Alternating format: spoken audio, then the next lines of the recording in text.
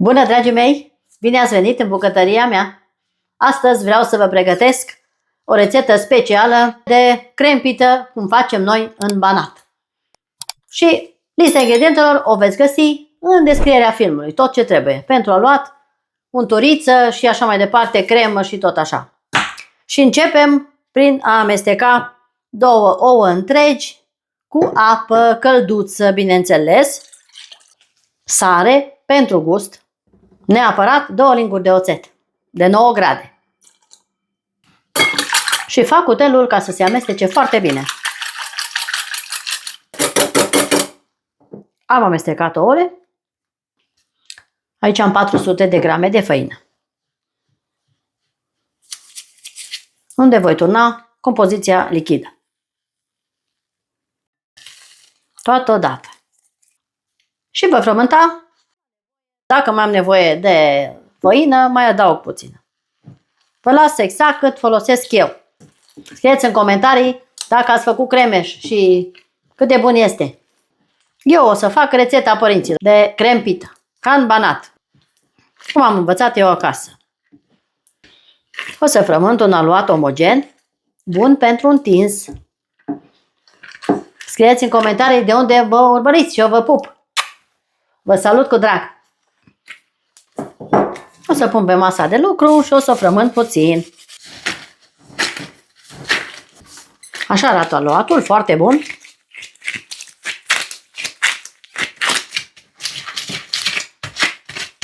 Și îl voi lăsa să se odihnească. O să-l pun pe o farfurie, unde voi pune un praf de făină.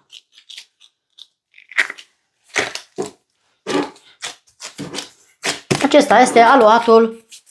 Aici am 330 de unturiță,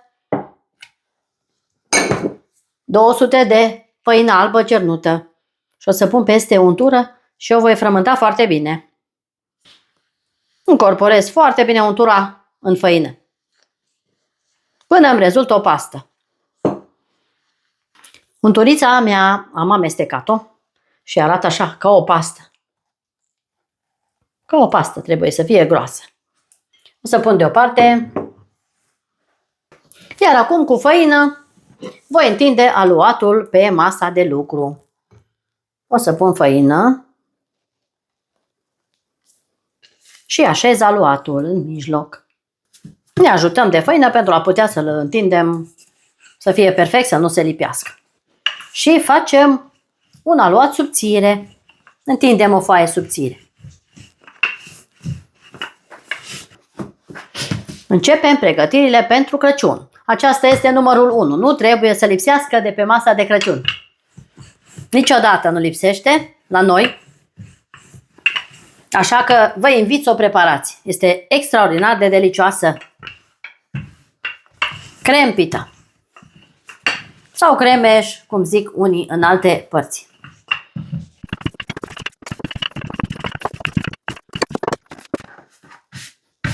Vedeți că se întinde foarte bine, nu este nicio problemă. Cât se poate de subțire, atât o întindeți. Dacă vreți, puteți face porție dublă. Mai multe tăvi, mai multe foi. Am întins foaia foarte subțire. Iar acum voi pune unturița. O să întind cu mâna, pentru că este mult mai ușor. Mâna bine spălată merge cel mai bine cu mâna. Altfel nu prea se poate. Așa întindem uniform absolut peste tot frumos. Și ne iasă o crempită senzațională.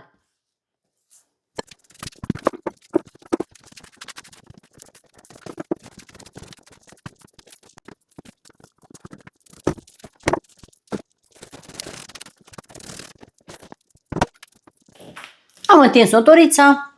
Acum vom rula spre interior.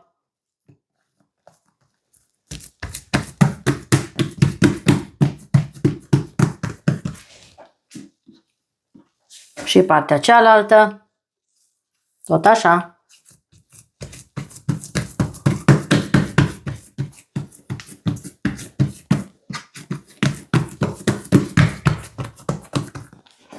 Acum invers. Apăsăm foarte bine. Și așa.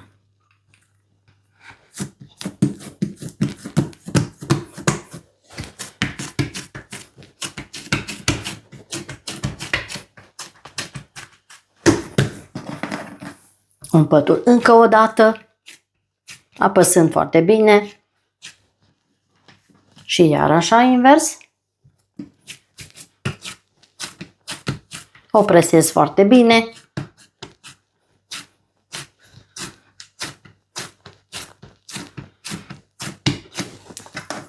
Încă o dată în două.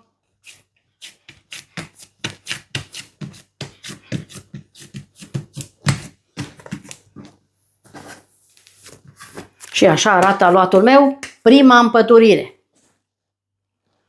Acum trebuie să las să se odihnească pentru 20 de minute. După care vom face a doua împăturire. Întindem și tot așa. Ne vedem în curând. Dragii mei, până stă aluatul meu la frigider, 20 de minute, o să facem crema acum. Pun o oală pe foc. La foc moderat. Aici am 1 litru de lapte. Pun jumătate în oală să fiarbă. Și o parte îl voi amesteca cu restul ingredientelor. Și am așa 4 gălbenușuri, unde voi pune un praf de sare, zahăr după gust. Eu pun 100, dumneavoastră puneți cât de dulce doriți. Pun și un pachet de zahăr vanilat, încă o esență de vanilie, pentru că la această prăjitură trebuie să predomine vanilia la cremă. Albușurile o să le folosim mai târziu, o să vedeți de ce. Surpriză! Voi amesteca gălbenușurile foarte bine cu zahărul. O să adaug puțin lapte.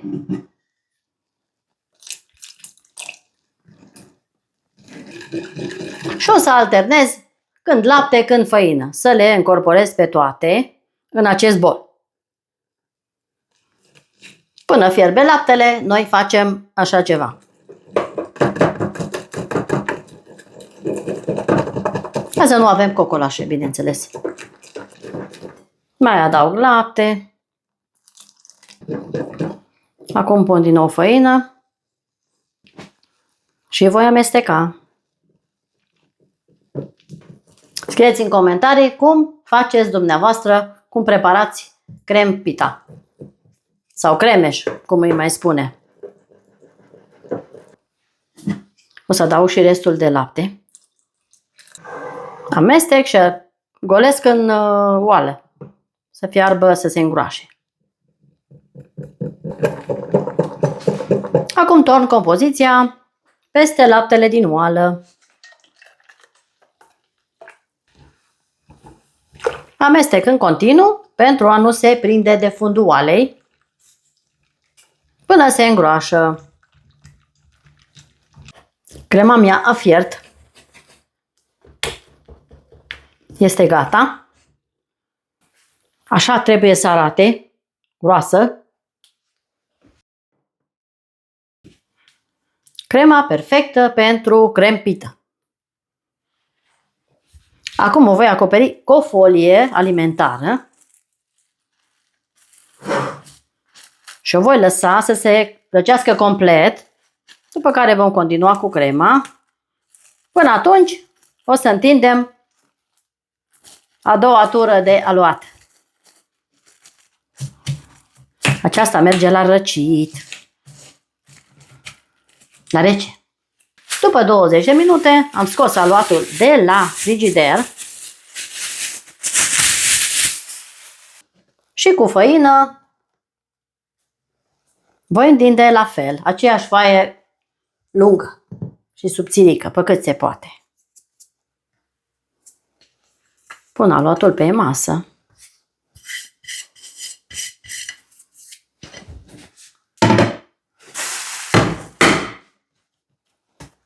Cu deschizătura în față, bineînțeles, întotdeauna. Miroase foarte bine. Prăjitura preferată a românilor de Crăciun. Nu ezitați să pregătiți acest deliciu. Nu trebuie să lipsească de pe masa de sărbători. Eu așa zic. Este delicios. Acum îl voi întinde. Până eu întind foaia, dumneavoastră, abonați-vă, dați un like, distribuiți prietenilor să vadă și ei ceea ce fac eu aici. Și nu uitați, aveți rețeta celor mai bune pogăcele în pagina mea de YouTube. Rețete culinare cu Miha, așa mă găsiți. Nu Mihaela, Miha. Mă găsiți cu multe alte rețete super delicioase. Uitați aici ce bine arată și acesta, cu unturiță.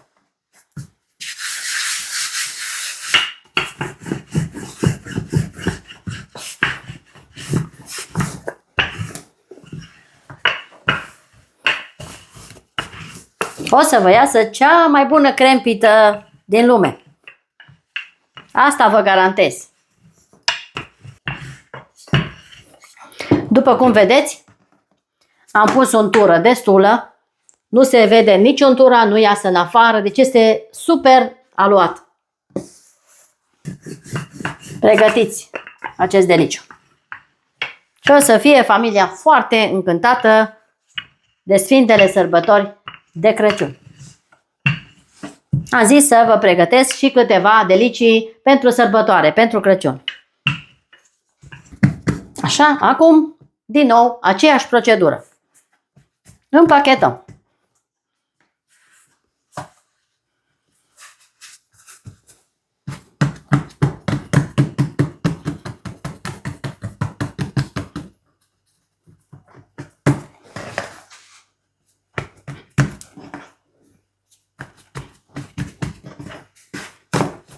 Apăs puțin pentru a-l alungi.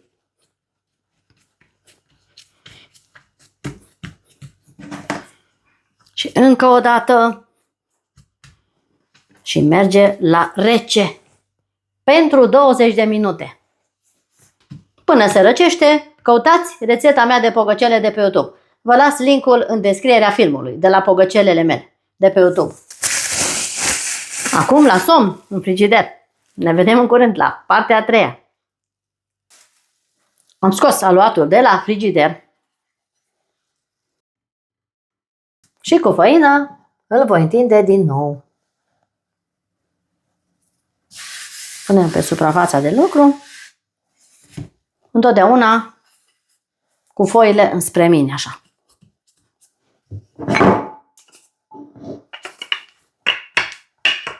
Apăs ușor și voi întinde foaia.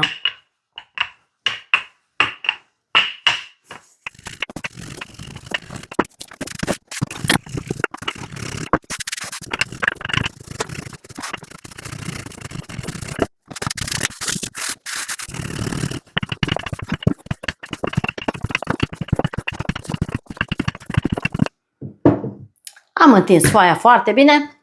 Acum din nou facem același procedeu.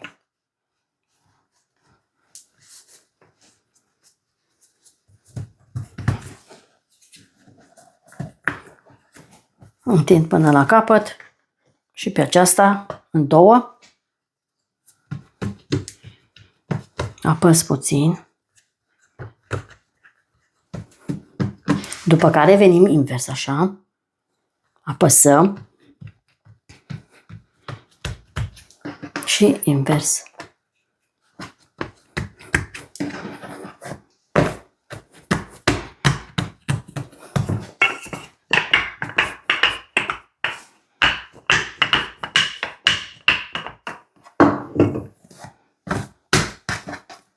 Și încă o dată așa.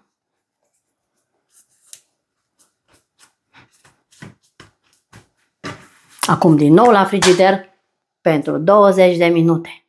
Arată extraordinar de bine. Întotdeauna începem din această parte. Acum în pungă și la frigider. Ne revedem în curând. Dragii mei, crema mea mai este puțin călduță. Acum facem crema. Aici am un bol mai mare, unde voi bate o bezea tare, din 4 albușuri și puțină sare. Zahăr nu mai pun pentru că am pus suficient la cremă și le amestecăm oricum. Puțină sare. Acum batem cu mixerul până ne rezultă o bezea tare. La viteză mică. Bezeaua mea s-a bătut foarte bine. Vedeți, s-a întărit foarte bine.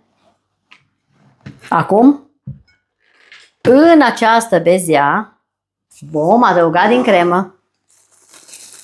O să iau cu o spatulă și o să pun câte o lingură din crema noastră delicioasă și o să amestec la viteză foarte mică.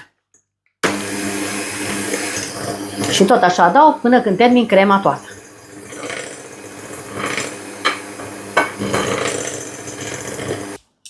Am adăugat toată crema și voi amesteca foarte încet cu spatula toată crema cu albușul. Până încorporăm bine albușul. Cea mai bună cremă pentru crempită. Aceasta este, cu albușuri. Așa se face la noi în Banat. Trebuie foarte bine încorporate albușurile în crema de vanilie și lapte. Așa arată crema mea. Foarte bună pentru așa ceva. Acum o voi da la frigider. O acopăr și o să o pun până când o să coc foile de crempită. Atunci o să umplu cu crema rece. Acum încă este puțin călduță și voi pune la răcit. Ne vedem în curând. Dragii mei, a sosit momentul să pregătesc foile de la crempită. Pentru asta va trebui să întind aluatul cu făină, bineînțeles. Cu răbdare, cu multă răbdare. Când porniți să faceți această rețetă deosebită, trebuie să aveți multă răbdare. Durează, dar este super clasă. De sărbători puteți încerca. Să vedeți cât este de bună.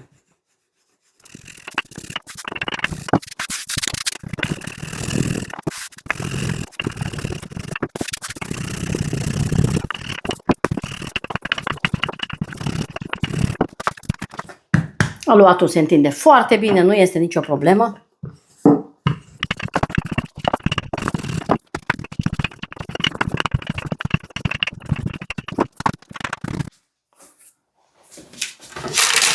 Am pregătit și tava, hârtie.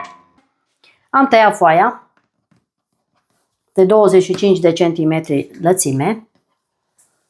O să vă spun exact, vă scriu cum am făcut eu, cum am procedat eu.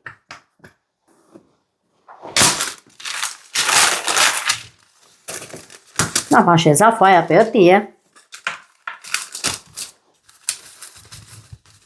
Acum o vom finesa un pic, să vedem cum de mărimea tăvii. O fac mărimea dorită. Se întinde după ce o așezăm pe hârtie.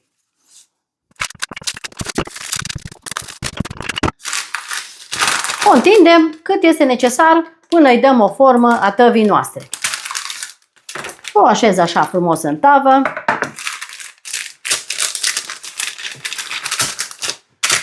Aranjez marginile și o punem la copt. Și așa procedez și cu cealaltă foaie. Tot așa. Întindem pe masă, după aceea punem pe hârtie, întindem și aici puțin, nu presăm prea tare și dăm la copt la 200 de grade Celsius. O să vă spun cât a stat la mine în cuptor. Ne vedem în curând. Dragii mei, Foile mele s-au copt. Dimensiune 35 pe 25. Atâta sunt foile mele. Le-am ținut la 200 de grade Celsius pentru 25 de minute fiecare. Așa arată foile mele de crempită. Foarte, foarte bine arată. Foarte multe straturi. Și acum le voi umple. Le-am lăsat să se răcească, bineînțeles, ca să nu lungesc acest film. O să pun o foaie jos și o să pun crema. Aici am și crema, care este extraordinară, s-a răcit și este cea mai bună cremă. Foarte bună pentru așa ceva. Încercați rețeta cu mare încredere. Acum o să așez un strat foarte generos de cremă, pentru că se face un strat gros. La crempită așa trebuie. Așa făceam noi, așa facem. Nivelez pe toată suprafața.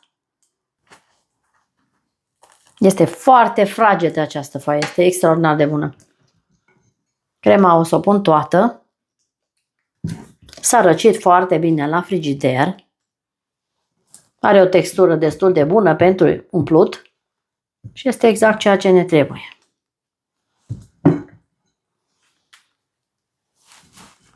Și stând la frigider, împreună cu foile, o să fie și mai bine. Nivelez în strat uniform. Aceasta o să fie prima rețetă de sărbători pe lista dumneavoastră. Prima pe care o să o pregătiți. Garantat, 100% o să vă placă. Eu vă arăt cum facem noi în familie crempita. Dumneavoastră îmi spuneți cum faceți dumneavoastră. Facem schimb de experiență. Am nivelat foarte bine. Chiar și marginile. Asta a fost crema. Acum o să așez a doua foaie cu mare atenție să nu o rup peste cremă. Apăs foarte finuț, nu apăsăm tare. Și este pregătită pentru a merge la frigider pentru câteva ore bune sau mai bine până mâine. Am nivelat și aceasta este minunata mea rețetă de crempită, ca în Banat. Vă invit să o pregătiți. Acum o să o pun la frigider și va rămâne peste noapte, când toate celelalte se înmoaie și se fac foarte, foarte bune pentru a fi tăiată. Mulțumesc și revin și cu produsul final. Pe curând! Dragi prieteni, prăjitura mea a stat la frigider peste noapte și așa arată. Foarte, foarte bună. O să gust și o bucată să vă spun cum este. O bucățică mică. Este atât de fragedă, se topește în gură. Încercați rețeta și nu veți fi dezamăgiți. Super!